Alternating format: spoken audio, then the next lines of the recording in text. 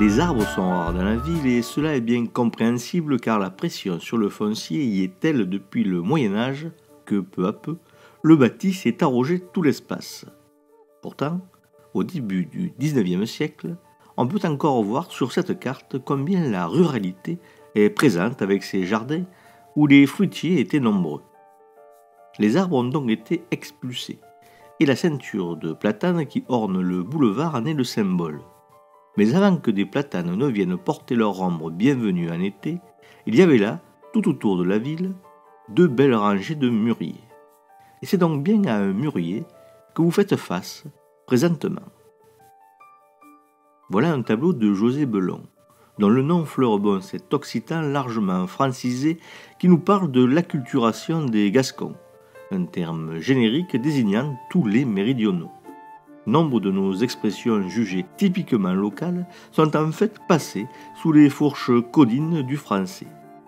Les magnanarelles sont bien sûr ces femmes qui cueillent la feuille des mûriers, ouvrage délicat car la feuille rapporte beaucoup si elle est de qualité. Ramasseuses et ramasseurs sont nantis d'un sac de toile qu'ils se remplissent au fur et à mesure de leur progression. Une adolescente a grimpé dans l'arbre. On imagine que sa petite taille lui permet de mieux se mouvoir dans la frondaison et d'atteindre mieux que l'homme monté sur l'échelle le centre de celle-ci. Voilà sans doute une pratique exclusivement masculine que ne permet pas le port des jupes longues pour des raisons sans doute pratiques et pudiques. C'est cette pudicité d'ailleurs qu'exprime cette jeune fille qui semble se pâmer de plaisir à la seule vue de cet élégant jeune homme, peut-être venu saluer la famille en plein labeur. Le soleil frappe, c'est le printemps, le mois de mai avec ses coquelicots et ses grandes euphorbes encore petites.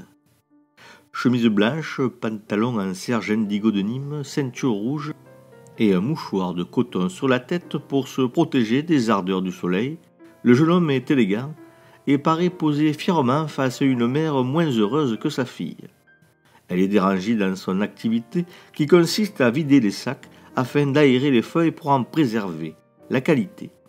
À y regarder de près, dans ce champ de mûrier, dont le sol est parfaitement travaillé, ce sont surtout les anciens qui travaillent.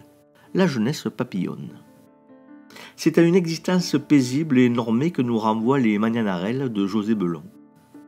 Le paysage est typique des alentours d'Uzès où le peintre venait souvent et où il fut un des initiateurs du premier musée de la ville.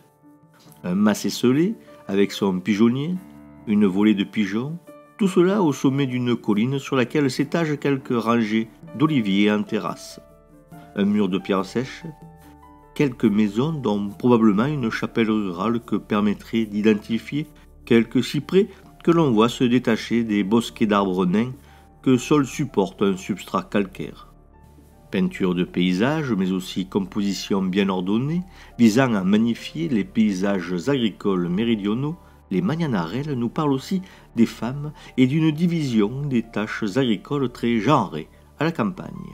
Olivade, vendange, ramassage des herbes dans les garrigues, voilà des tâches qui étaient quasi exclusivement féminines dans les sociétés traditionnelles.